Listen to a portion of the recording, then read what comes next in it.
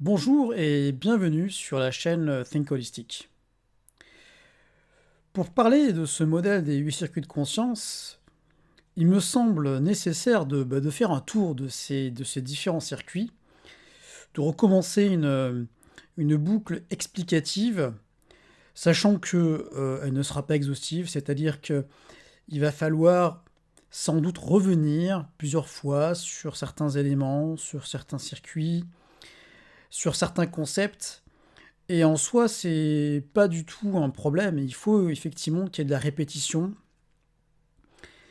Et il faut revenir à chaque fois aux fondamentaux, en fait, hein, parce que euh, il y a tellement de choses à dire, tellement de choses à expliquer que, primo, on peut oublier certaines choses.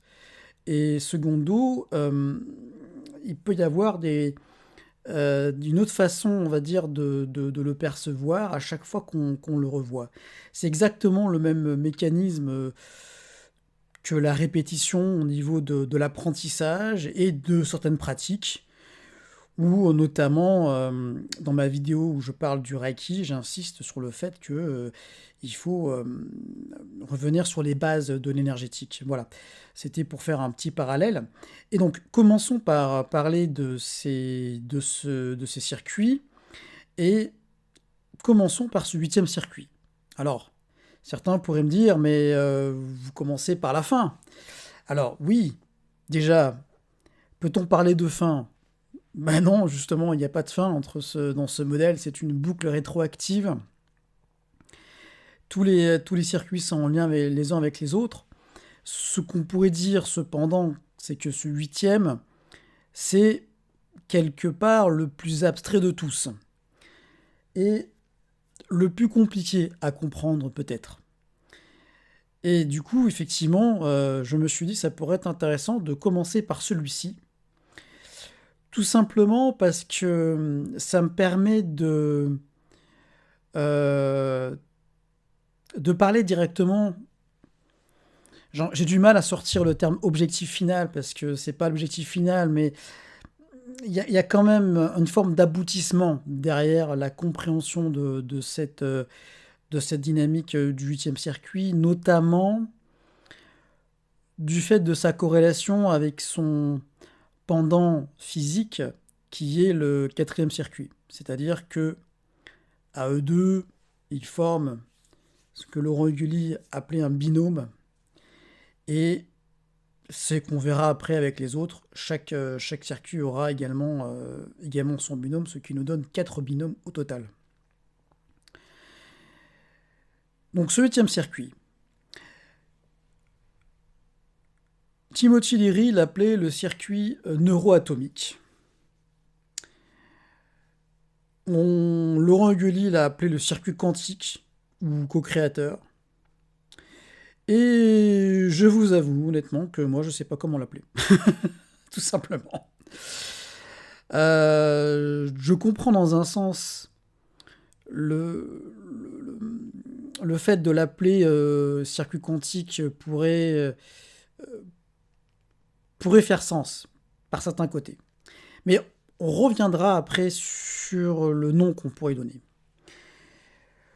Le fait qu'il soit non localisé, comme dit Timothy Leary, déjà c'est un premier pas et je pense qu'on peut déjà partir sur cette base.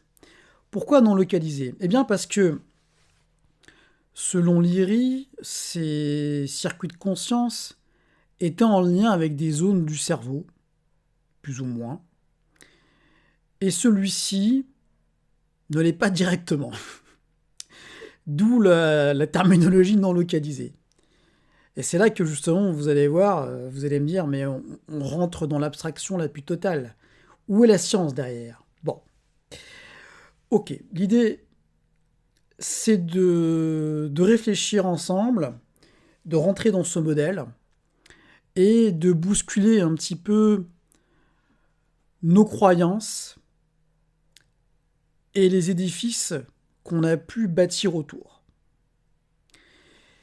Ce que je trouve le plus intéressant avec ce modèle des 8 circuits, c'est justement cet aspect-là.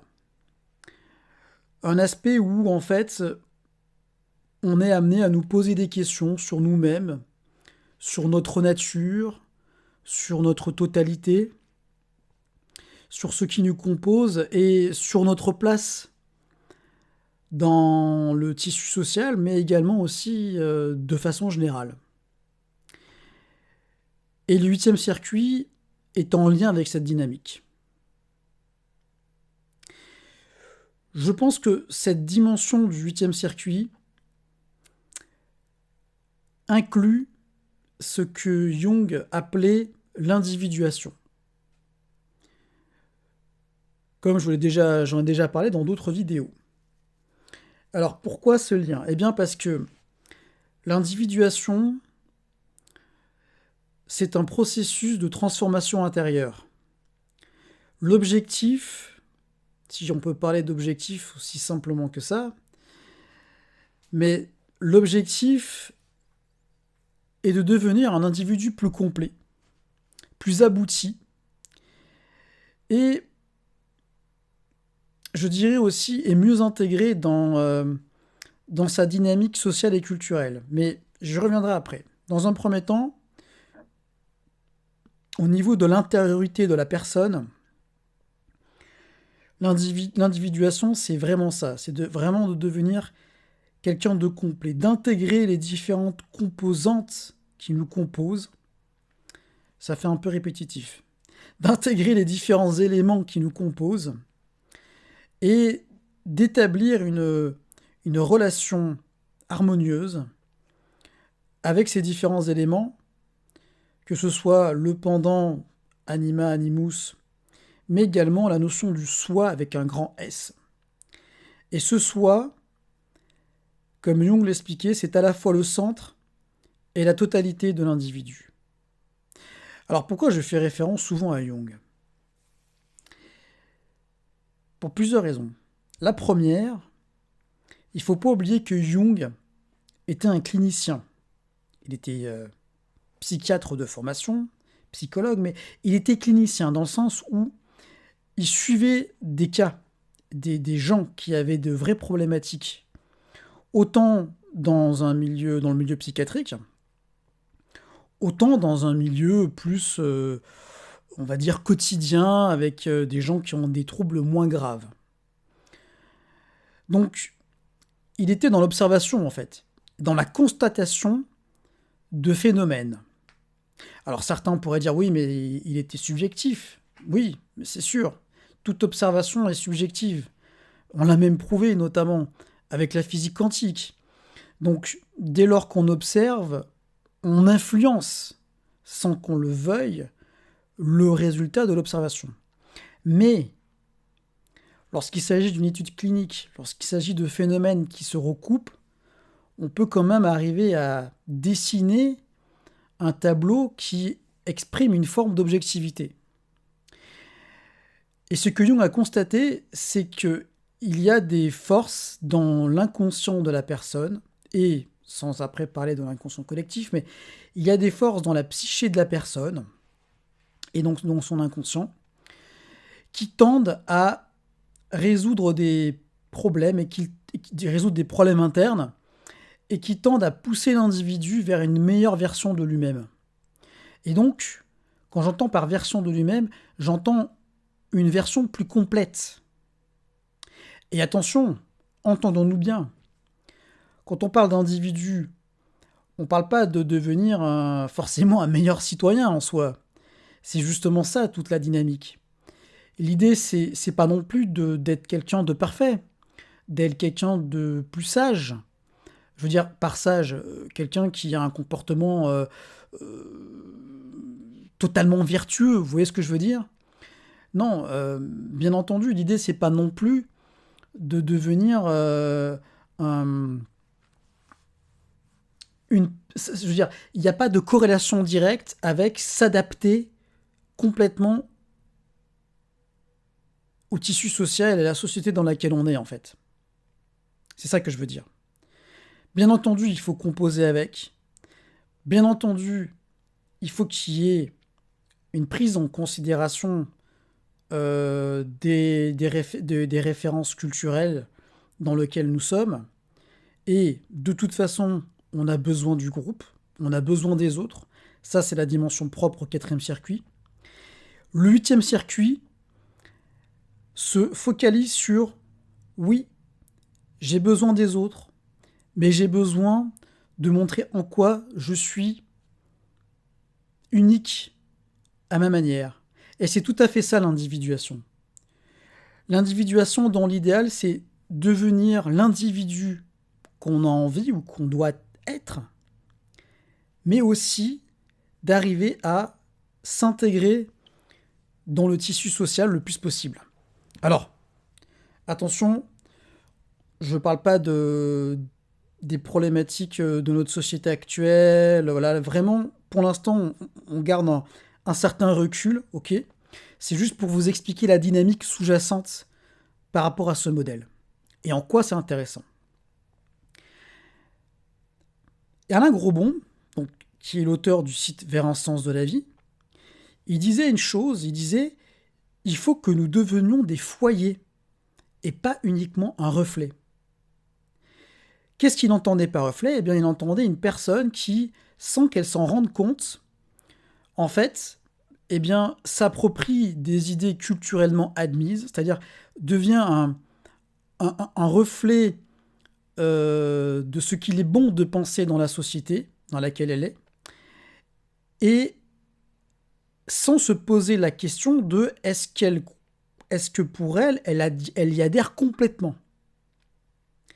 Et être un foyer, c'est prendre en considération qu'il y a un aspect reflet en nous, mais c'est également aussi faire briller à l'intérieur de nous en quoi nous sommes des êtres différents, chacun de nous, et en quoi nous sommes des êtres créateurs. Créateurs dans le sens global du terme. Et donc cette définition-là, de redevenir son foyer, c'est exactement la même. Enfin, on peut exactement faire un parallèle avec l'individuation d'un point de vue jungien. Tout ceci nous ramène aussi à la notion d'être des créateurs, d'exprimer son génie créatif. Et d'où vient-il? On ne sait pas. On ne peut pas vraiment définir ce qu'est la création, ce qu'est le processus artistique même, le génie créatif. Tout ça, c'est ce qui est de l'ordre de cette dimension du 8e circuit. L'univers, comme on parlait Jean-Pierre Petit, il disait qu'on a vraiment l'impression que l'univers va en se complexifiant. Prenez l'image de ce qu'on appelle les fractales. Les fractales, ce sont des petites unités qui sont une structure qui est simple, mais qui reproduit à l'infini et qui permet de créer des structures complexes. Donc l'univers, visiblement, et par extension la vie qui est contenue également dans l'univers, va en se complexifiant. De même que ce qu'on appelle la nature va en se complexifiant elle aussi. Et nous sommes un des résultats de cette complexification. Si on ne peut pas envisager qu'il y a derrière un processus créatif, innovant, alors on part du principe que tout cela obéit simplement à une loi du hasard. Je ne prétends pas avoir la réponse absolue à cette question et je ne veux pas la donner. Simplement, l'observation même nous amène à voir que la dynamique qu'il y a derrière la vie, et peu importe comment on l'appelle, est une dynamique d'originalité, de créativité, d'inventivité et de complexification. Eh bien, cette petite étincelle-là, nous l'avons en nous. Et ce 8e circuit est en connexion directe avec cette partie que nous avons en nous. Et donc, nous faisons partie, bien entendu, de l'univers, mais nous faisons partie également de la vie, et nous faisons également partie de la nature. Parce que la nature, en fait, c'est vrai que le terme en soi, quand on pense à nature, linguistiquement parlant, vous allez penser à la forêt, vous allez penser aux arbres, voilà. Mais en fait, la nature, elle est présente partout. Elle est présente en ville, elle est présente chez vous. Enfin, on est dedans, vous voyez, c'est une terminologie qu'on utilise. Mais la réalité que ce terme désigne, on y baigne dedans, en fait. Hein, totalement. Et nous sommes les fruits de la nature. Donc voilà, tout ça pour vous dire à quel point ce 8e circuit est connecté à une dynamique qui est très étonnante, dont on ne comprend pas les mécanismes de fond. On ne peut pas en définir l'origine, en tout cas pour l'instant. Et je défie quiconque de me définir quel est le mécanisme neurologique derrière la création. Alors bien entendu, on va nous dire toujours la même chose, même par rapport à la conscience. Mais oui, mais regardez, il y a ça qui se passe au niveau du cerveau, telle zone qui s'active, etc., etc. Oui, mais ce que vous me montrez là, c'est un phénomène, certes, mais c'est une conséquence. Expliquez-moi, c'est quoi le processus créateur?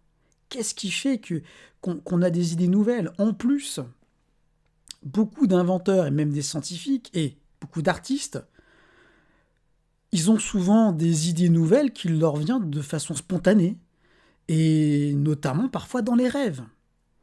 Donc il y a un dialogue en fait entre le moi conscient et ce qu'il y a d'autre côté, ce qu'on appelle l'inconscient. Et donc ce 8e circuit, il est en lien avec cette partie créative, cette partie inventive, et cette partie difficile à expliquer sur le fond, en fait, mais qu'on constate. Dès lors, en fait, déjà, dans un premier temps, ce 8e circuit, je serais tenté de le nommer le circuit universel et non localisé. Voilà. Parce que pour moi, il est en lien avec cette dynamique un petit peu cosmique dont je vous ai parlé qui se manifeste sur Terre, en fait. C'est ça qui est dingue. Et justement, en parlant de dingue, eh bien, comme l'expliquait Laurent Hugulli, quelqu'un qui est dans une forme de génie créatif qui est trop déconnecté du réel, donc qui est trop détaché du 4e circuit, donc avec son 8e circuit en sur-régime, c'est un petit peu, ça peut être un petit peu un savant fou, quoi, ou un génie créatif qui est dans sa bulle et voilà, il crée, il imagine, mais complètement déconnecté en fait du groupe et de la société. Donc il faut faire attention à ce que cette dynamique soit bien intégrée avec, bien entendu, la dimension terrestre et physique. Ce qui est intéressant avec ce 8e circuit, c'est que justement, en se connectant à sa dynamique et notre pouvoir créateur, on est amené aussi à devenir des individus plus libres intérieurement. Et c'est ça qui est fondamental. Et c'est ça pour moi qui est un petit peu le cœur de ce modèle des 8 circuits de conscience, c'est de retrouver une liberté en fait. De retrouver une liberté intérieure. Et à l'époque de Timothy Leary, c'était vraiment de la contre-culture, c'est-à-dire ils voulaient sortir en fait du carcan trop rigide imposé par la société et différentes institutions. Ce 8e circuit nous connecte en fait à une force fondamentale qui est en nous et qui est une force créatrice et libre. Alors maintenant sur l'aspect co-création. L'aspect co-création, c'est un vaste sujet. Et je pense qu'en fait, si on partait de l'hypothèse qu'on est tous les co-créateurs de notre réalité et que on partageait tous cette co-création, je pense que ça pourrait nous amener sur des considérations un petit peu étranges. Ce que je veux dire par là, c'est que la co-création, entre guillemets, du monde dans lequel on est, elle existe de fait. Pourquoi ? Eh bien parce qu'en fait, sans que vous le sachiez, vous créez votre réalité. C'est-à-dire que le cerveau, là, il est en train de traiter des informations qu'il reçoit à travers le système auditif, et il les synthétise à sa manière. C'est comme ça qu'on se comprend. Bon, il va de même avec les autres sens. Donc en fait, le cerveau a une forme de création de la réalité. Jung, et donc ces sens-là, on peut les tromper, comme vous le savez. Jung, c'est lui qui a introduit ce phénomène de synchronicité parce qu'il a constaté que certains phénomènes se passaient alors que il n'y avait pas de raison qu'ils se passent, entre guillemets, et surtout qu'il y avait une corrélation directe, un lien direct avec quelque chose qui venait du psychisme de la personne. Le problème de ces phénomènes de synchronicité, c'est qu'au bout d'un moment, on peut être trop facilement tenté d'en voir un peu partout. Et on ne sait pas vraiment en fait comment cette connexion se passe entre la psyché et la matière. Jung a travaillé avec un physicien là-dessus, ils ont écrit un livre, c'est très intéressant, et je pense qu'effectivement il y a une forme de réalité derrière ça, on va pas se mentir. Même si je sais que on parlera après des gens terre à terre et cartésiens, mais bon. Moi je pense qu'il y a quand même quelque chose derrière ça, ça c'est évident. Et cependant, je pense que on n'a pas de contrôle dessus. C'est-à-dire que le moi conscient ne peut pas agir directement dessus. C'est comme si en fait, pour travailler avec la dynamique du 8e circuit, il faut certes laisser couler en nous le flot créatif.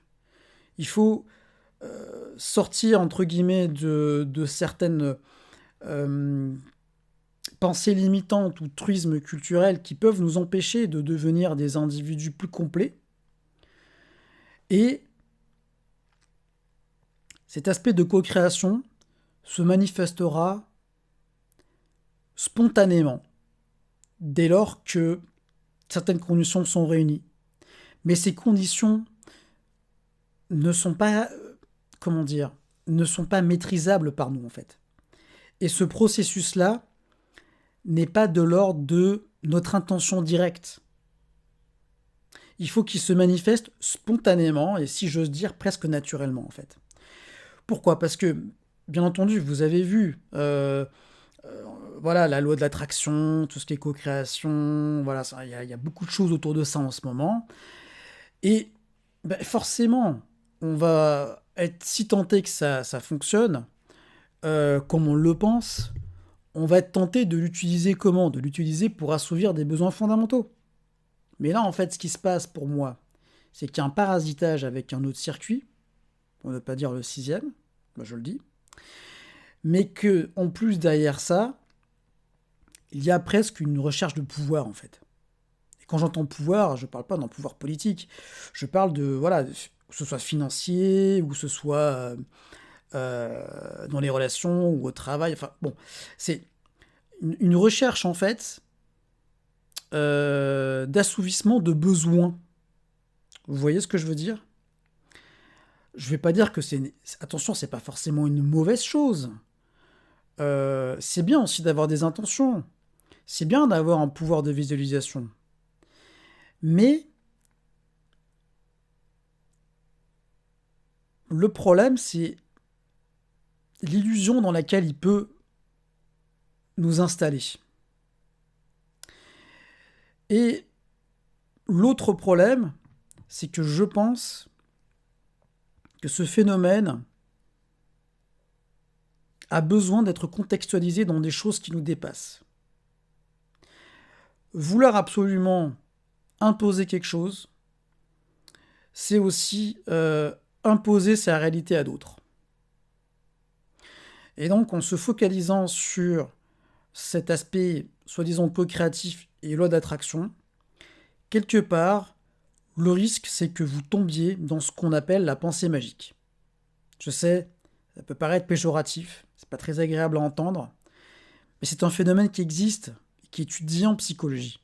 D'accord ? Il y a plein de gens qui ont un petit peu, on a tous d'ailleurs un petit peu des superstitions, des choses comme ça. Bon, en soi, on est des êtres irrationnels aussi. On a notre part d'émotionnel derrière. Et c'est pour ça que je ne vais pas dire que c'est négatif. Ce sur quoi je souhaite insister, c'est que je pense que ce phénomène doit se passer de manière spontanée.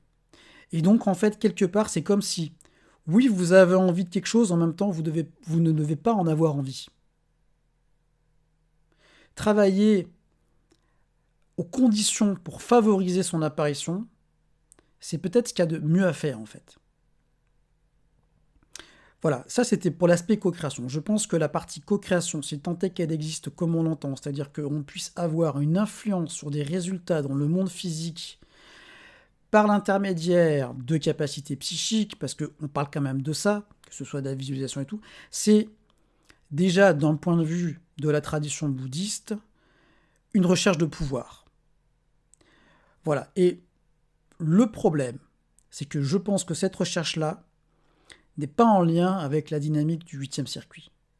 La dynamique du 8e circuit, c'est en lien avec la conscience universelle, non localisée, ce pouvoir créatif, ce génie créatif. Et ce génie créatif, on ne le contrôle pas. On ne contrôle pas sa venue, on va dire ça comme ça. On ne peut pas le forcer, on peut pas le forcer artificiellement.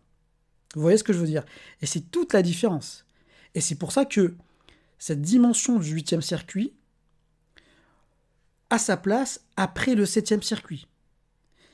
Le 7e circuit nous amène à une forme de contemplation, d'équanimité et de vide mental. Et le 8e, c'est effectivement le pouvoir créateur. Mais ce pouvoir créateur, il n'a pas forcément de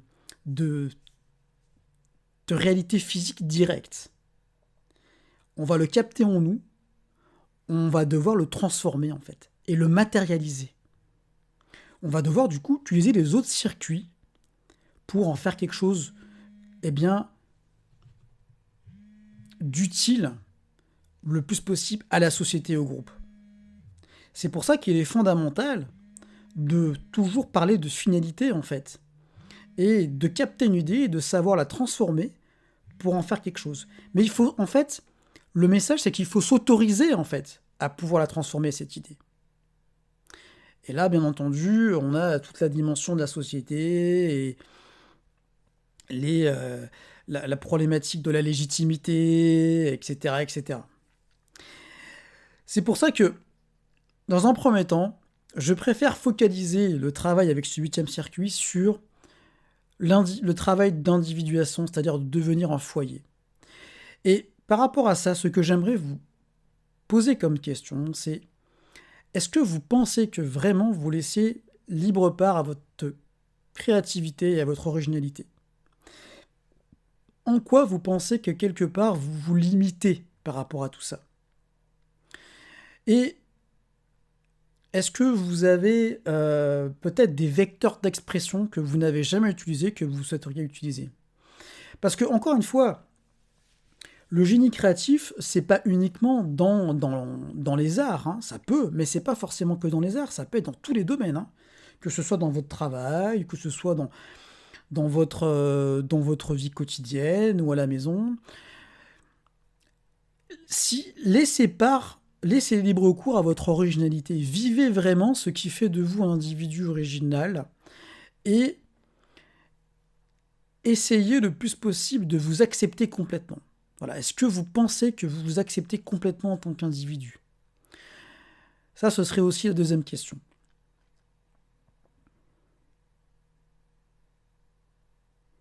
Et la dernière question que je vous poserai par rapport à ce 8e circuit, c'est qu'est-ce qui est pour vous la création? Qu'est-ce qui est le génie créatif, en fait? Est-ce que vous pensez vraiment avoir la réponse? Et je parle pas du résultat, je parle d'où ça vient, comment il est généré. Voilà certains aspects de ce 8e circuit, et on pourrait continuer à se focaliser sur d'autres. Mais ce qu'on comprend, c'est que, et ce qui est le plus important, c'est qu'on a besoin d'un aspect méta, c'est-à-dire d'un aspect au-dessus, en fait. Vous voyez, on a besoin de prendre en considération ça et de le sortir de tout contexte de croyance de façon générale. Je ne parle pas uniquement de religion, parce que le mécanisme de croyance, il vient principalement enfin, il peut venir principalement du tissu social, donc du quatrième circuit, et en fait, il peut bloquer la personne. Il peut bloquer parce que du coup, elle peut se créer des pensées limitantes à partir de ça, et ces pensées limitantes, elles vont la freiner dans son mode de fonctionnement. Et, et elles vont nous empêcher de devenir un individu plus complet et en fait, pour prendre un terme très simple, mieux dans sa peau en fait. C'est tout simplement ça. L'idée c'est que d'assumer en fait ce que nous sommes, ce qu'il y a en nous, d'y mettre les limites nécessaires, l'éthique, la référence culturelle quand même, qui est fondamentale, parce qu'il faut cadrer des choses. Et le huitième circuit, s'il s'emballe trop, il peut vraiment partir un peu dans tous les sens, quoi. Il peut vraiment partir dans tous les sens, et la société, le groupe est là justement pour donner un cadre et donner un sens, en fait, à l'expression du génie créatif. Et je trouve que c'est ça qui est vraiment, vraiment intéressant. Donc voilà, écoutez, j'attends vos commentaires par rapport à tout ça, j'espère que la vidéo vous a plu, et je vous dis à très vite pour la suite. Au revoir.